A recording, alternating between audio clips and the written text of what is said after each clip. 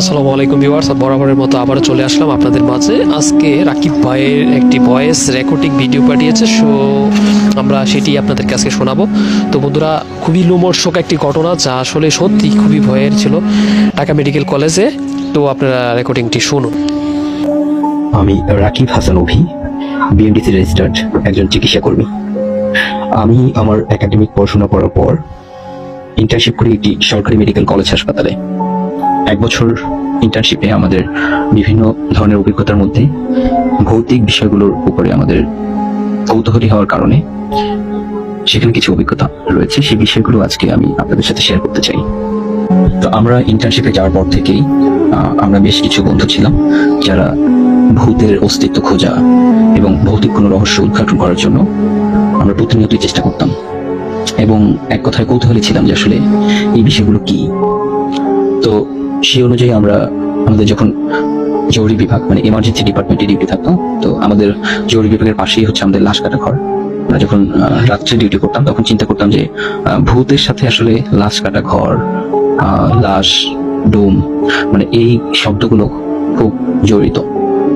তো আমরা আমাদের ডিউটির ফাঁকে ফাঁকে বা মধ্যরাতে যখন রোগী কম থাকতো, রোগীর চাপ কম থাকতো, তখন আমরা লাশ কাটা ঘরের পিছনে যে বসতাম, আড্ডা দিতাম, যাতে করে সেখানে ভূতের কোনো অস্তিত্ব সেখান থেকে টের পাওয়া যায় কিনা।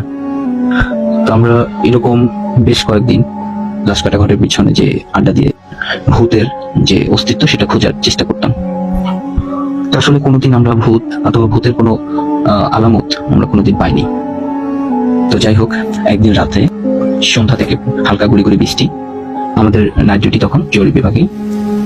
জরুরি বিভাগটা ছিল এরকম: হাসপাতালে ঢুকে হাতের ডান পাশে ইমার্জেন্সি মেডিকেল অফিসারের রুম, তারপরে হচ্ছে একটা অবজারভেশন রুম, এরপরে হচ্ছে টিকিট কাউন্টার। টিকিট কাউন্টারের পাশেই বলা হয় প্রসিডিউর রুম। এখানে সব ধরনের কাটা, ছিঁড়া, সেলাই, ড্রেসিং, ক্যানুলা, এই ধরনের কাজগুলো সেখানে করা হতো।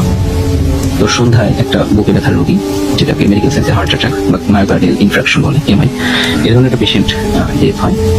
তো পেশেন্টের আর্থিক কন্ডিশন খুব খারাপ হয় এবং অ্যাটেন্ডেন্স কম থাকায় তো ওই লাশটাকে তারা অবজারভেশন রুমে রেখে যায়।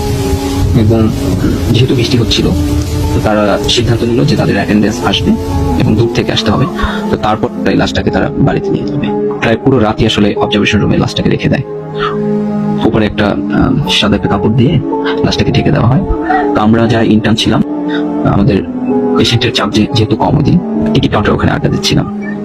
এর ভিতরে আসলে বৃষ্টি শুরু হয়, ঝুম বৃষ্টি, রাত 10টা বা 11টার পরে। তখন আমাদের ওই হসপিটালে আসলে সবসময় বিদ্যুৎ থাকতো না, 2টা ফেজ ছিল। একটা ফেজে বিদ্যুৎ চলে গেলে অন্য আরেকটা ফেজ থেকে বিদ্যুৎ আসে। তো এইটার ডিউরেশন কিছুটা সময় বিদ্যুৎবিহীন থাকে হসপিটাল, 2016-র দিকে এটা।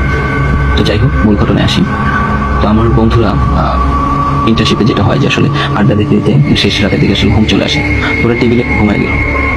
তো আমি তখন ফোনে কথা বলার জন্য আমার আসলে ঘুম ছিল না। তো আমি এবার আমাদের হাসপাতালের অবজারভেশন রুমের সামনে একটা গ্রিল আছে, ওই গ্রিলের সামনে দাঁড়িয়ে আমি ফোনে কথা বলছিলাম, আর বাইরে বৃষ্টি হচ্ছিল, বৃষ্টি দেখছিলাম।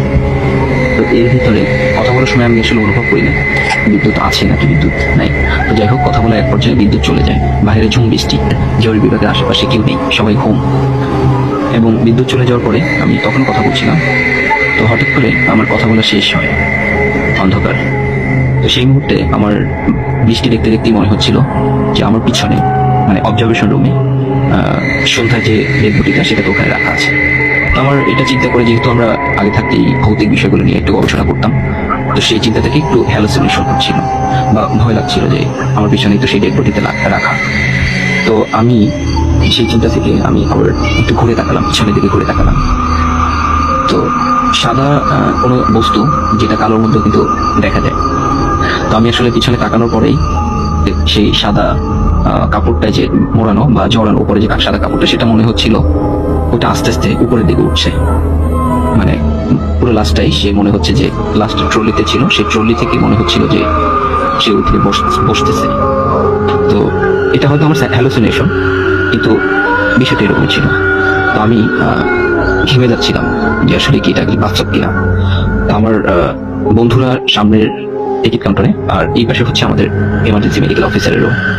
আমি আসলে আমার বন্ধুদের কিংবা আমার স্যারকে যে ডাক দিব, সেরকম কোনো ধরনের অনুভূতি বা শক্তি ছিল না আমার কাছে। আমি চলে যাব টিকিট কাউন্টারে, সেটা হচ্ছিল না। মনে হচ্ছে যে আমার সবকিছু অবশ স্থির হয়ে আছে। তো আমি কিছুক্ষণ খুবই চেষ্টা করলাম যে আমি সামনের দিকে আগাবো।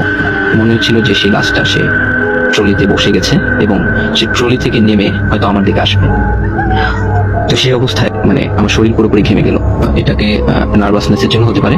তো আমি এতই চেষ্টা করছিলাম যে আমি সামনে আগাবো অথবা আমার বন্ধুদের ডাক দিব, সেটা আমি কোনোভাবেই পারছিলাম না। প্রায় 1 মিনিট বা 2 মিনিট আমার এরকমই কেটে যাচ্ছে যে আমি আসলে কিছু বলতে পারছি না এবং কোথাও মুভ করতে পারছি না আমার জড়তা অথবা আমার ভয়ের জন্য। তো এই পরিস্থিতিতে আমি কিছুক্ষণ অপেক্ষা করলাম, চেষ্টা করছিলাম যে কিভাবে যাওয়া যায়। এর ভিতরেই হঠাৎ করে বিদ্যুৎ চলে আসলো। আমি এক দৌড়ে আমার বন্ধুদের কাছে গেলাম, আমাকে আতঙ্কিত দেখে। তো তখন বন্ধুরা জিজ্ঞেস করলো যে কি হয়েছিল। তো আমি তাদেরকে পুরো বিষয়টা খুলে বলি যে এই ঘটনা। তারা আমাকে জোর করে ওই অবজারভেশন রুমে সেই লাশটার কাছে নিয়ে গেল, যাতে করে আমি সেটাকে ধরে অনুভব করে ভয়টা যাতে চলে যায়। তা আমি সেই লাশটার কাছে গেলাম এবং যদিও ভয় হচ্ছিল যে আসলে সেটা কি ওরকম ছিল কিনা, এবং সেই লাশটার শরীর আমি ধরে অনুভব করলাম এবং সেই কাপড় উঠিয়ে দেখলাম যে আসলে সে ওখানে শুয়ে আছে। তো এটা ছিল আমার হয়তো একটা হ্যালুসিনেশন অথবা আধ্যাত্মিক কিছু হতেও পারে। তো এই যে ভূত নিয়ে গবেষণা বা ভূতের উপরে যে কৌতূহলী যে বিষয়টা ছিল, তো সেটা তারপরে আমার আসলে কেটে যায়। তো এরপর থেকে আমি খুব ছোটখাটো বিষয় দেখলেই ভয় পেয়ে যেতাম এবং সেই যে সাদা কাপড় দিয়ে আবৃত যে লাশটা, যে সবসময় ওই মুহূর্তটা মনে পড়ে। ইভেন এটা এমন একটা হ্যালুসিনেশন হচ্ছিল যে আমি যখন ওয়াশরুমে যেতাম, ওয়াশরুমের যে খোলা অংশটুকু থাকে যেখান থেকে বাতাস আদান প্রদান হয়, তো মনে হতো যে ওখান থেকে কেউ একজন উঁকি মেরে আমার দিকে তাকিয়ে আছে। আবার আমি যখন হাসপাতালে রাত্রি ডিউটি করতে যেতাম, তখন রাস্তা থেকে যখন যেতাম তখন মনে হতো যে আমার পিছনে কেউ একজন হেঁটে আসতেছে। তো আমি পিছনে তাকাতাম, দেখতাম কেউ নেই।